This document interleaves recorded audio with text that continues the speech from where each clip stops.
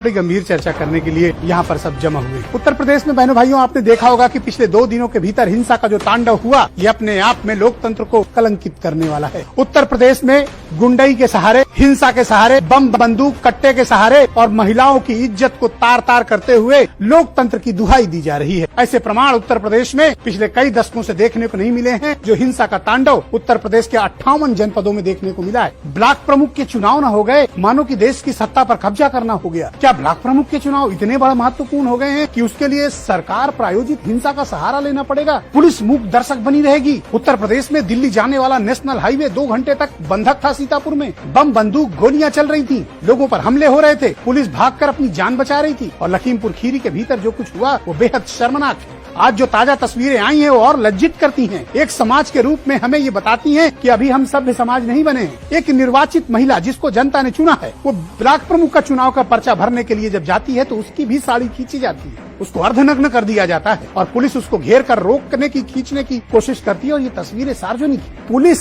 अपने संरक्षण में महिलाओं की इज्जत को तार तार करवा रही है। मैंने अपने पत्रकारिता के जीवन में इस प्रकार के दृश्य नहीं देखे। ये बहुत विचलित करने वाली बात है कि पुलिस गुंडों के साथ खड़ी हुई है, पुलिस बलवाइयों के साथ खड़ी हुई है। और ये चरित्र भारतीय जनता पार्टी का भी नहीं रहा है। ये किन लोगों के हाथ में ये चीजें दी गई हैं जिन्होंने भारतीय जनता पार्टी के माथे पर एक बड़ा कलंक लगा दिया? क्या कोई सोच सकता है कि एक इलेक्टेड रिप्रेजेंटेटिव, एक चुनी हुई जनप्रतिनिधि महिला को ब्लॉक में भरी सभा के भीतर पुलिस प्रशासन की मौजूदगी में उसकी साड़ी खोल दी जाए, उसको अपमानित किया जाए, उसको अर्धनग्न कर दिया जाए? कल हमने प्रस्तावक के साथ ऐसी घटना होते देखी। आज जो तस्वीरें सार्वजनिक हुई उसमें रितु सिंह के साथ जो कुछ हुआ है बेहद लज्जाजनक है। एक नागरिक के तौर पर हमें गुस्से से भरता है और ये बताता है कि पुलिस प्रशासन किस प्रकार से सत्ता पक्ष के साथ मिलकर गुंडागर्दी कर सकता है। ये हतप्रभ करने वाली बात है। आप इन तस्वीरों को देखें, ये तस्वीरें रोंगटे खड़े कर देती है। कई ऐसी तस्वीरें जो हम चला नहीं सकते, जहाँ पर उस महिला की पूरी साड़ी खुल चुकी है और पुलिस खड़े होकर मूक दर्शक देख रही है और उस महिला को ही बंधक बनाकर पुलिस रखी है ताकि वो नॉमिनेशन दाखिल न करने पाए। अरे ये भी किसी की माँ है, किसी की बेटी है,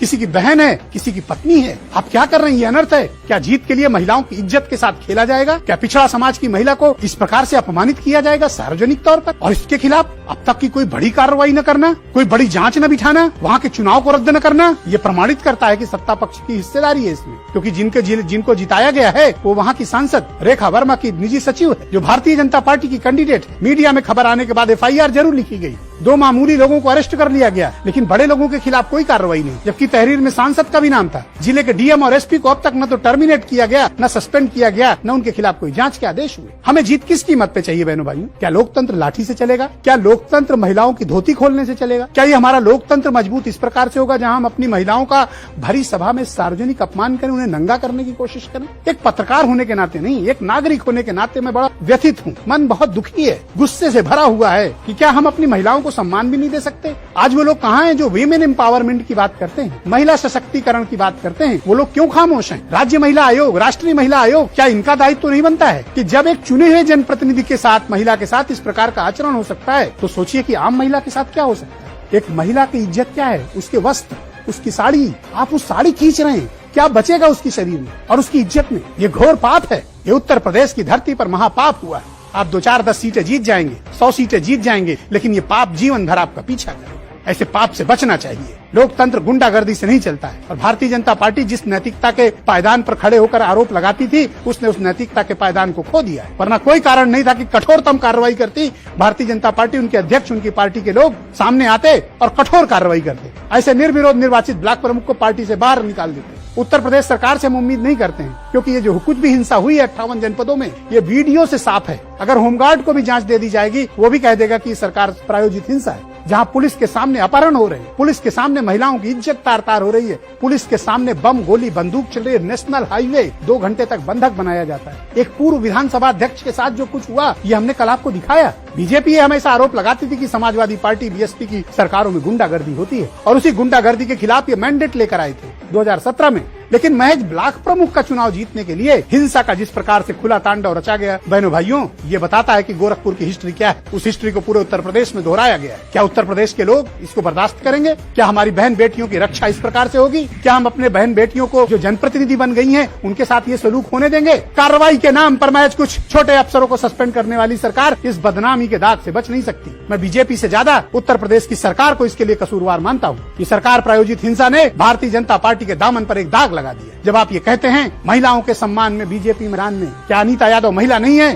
क्या रितु सिंह महिला नहीं है? क्या पिछड़ा समाज से होना गुनाह है? क्या पिछड़े समाज की महिलाओं के आप साड़ी खींच लेंगे, उनकी धोती खींच लेंगे, उनको सरे राह नंगा कर देंगे सिर्फ इसलिए ताकि आप ब्लॉक प्रमुख का चुनाव जीत जाएं? लानत ऐसे जीत पे। किस काम की ये जीत जो आप महिलाओं की इज्जत से खिलवाड़ करके, उनकी इज्जत तार तार करके आप ये जीत हासिल करते हैं? ऐसी जीत बेकार है लोकतंत्र। आजादी के 75 साल बाद हम आज इस विषय पर चर्चा कर रहे हैं। ये हमारे लिए भी शर्मिंदगी की बात है, ये समाज के लिए भी शर्मिंदगी की बात है। और हमारे यहाँ की नौकरशाही, इसको खड़े रहने को कहो तो ये बैठ जाती है, बैठने को कहो तो घुटने पे आ जाती है, और घुटने पर आने को कहो तो लेट जाती है, और लेटने को कहो तो ये नंगे हो जाती है। नौकरी के दौरान ली हुई शपथ इनके लिए कोई मायने नहीं रखती। इनके लिए सत्ता पक्ष से दिया गया आदेश सर्वोपरि है, वो चाहे किसी की भी सरकार रही हो। उत्तर प्रदेश की नौकरशाही ऋण विहीन है। इनके लिए नैतिकता जैसे शब्द बहुत छोटे हैं। मेरी बातें बहुत कड़वी लग रही होंगी कुछ लोगों को, जो इस तरह के न्यू नॉर्मल के आदी हो गए हैं, जो इस प्रकार की कुव्यवस्था के आदी हो गए हैं। लेकिन सोचो कि जो कुछ अनीता यादव और रितु सिंह के साथ हुआ, अगर तुम्हारी बहन बेटियों के साथ होता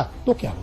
क्या ये तब तुम्हारे लिए न्यू नॉर्मल होता? नहीं होता। इसलिए कहता हूँ कि मानदंडों को गलत स्थापित मत होने दीजिए डेमोक्रेसी। पार्टियां रहेंगी, बिगड़ेंगी, बनेंगी, सरकार आएगी, जाएगी, पर अगर एक गलत परिपाटी पड़ गई बहनों भाइयों, तो आने वाले वक्त में, आज इनकी सरकार है कल दूसरे की होगी, वो इससे भी एक कदम आगे बढ़कर खूंखार हिंसा करेगी। ये डेमोक्रेसी के अंत की शुरुआत है। और अगर यही करना है, सिर्फ दिखावा और ड्रामा करना है, हिंसा का सहारा लेना है, तो मैं सरकार से कहता हूँ और सभी पॉलिटिकल पार्टी से कहता हूँ, आप विधानसभा में एक कानून बनाइए, संसद से पास कराइए, पंचायती राज व्यवस्था उत्तर प्रदेश में खत्म कर दी। कोई काम की नहीं है पंचायती राज व्यवस्था। अगर इस प्रकार का हिंसा का सहारा लेके सरकार गुंडागर्दी से चुनाव जीतेगी, वो किसी भी पार्टी की सरकार। ये लोकतंत्र को अपमानित किया गया है, ये लोकतंत्र को लाठी तंत्र से चलाने की कोशिश है, ये लोकतंत्र को लूट तंत्र में बदलने की कोशिश है। इस लोकतंत्र के नाम पर हमारी बहन बेटियों और महिलाओं के साथ जो उनकी इज्जत तार तार हुई है, इसके लिए समाज कभी क्षमा नहीं करेगा। ये बेहद अपमानजनक है, कि किसी सभ्य समाज में स्वीकार योग्य नहीं है। इसकी भर्त्सना की जानी चाहिए और समाज को खुलकर इस प्रकार के कृत्यों की निंदा करनी चाहिए। Democracy we the people,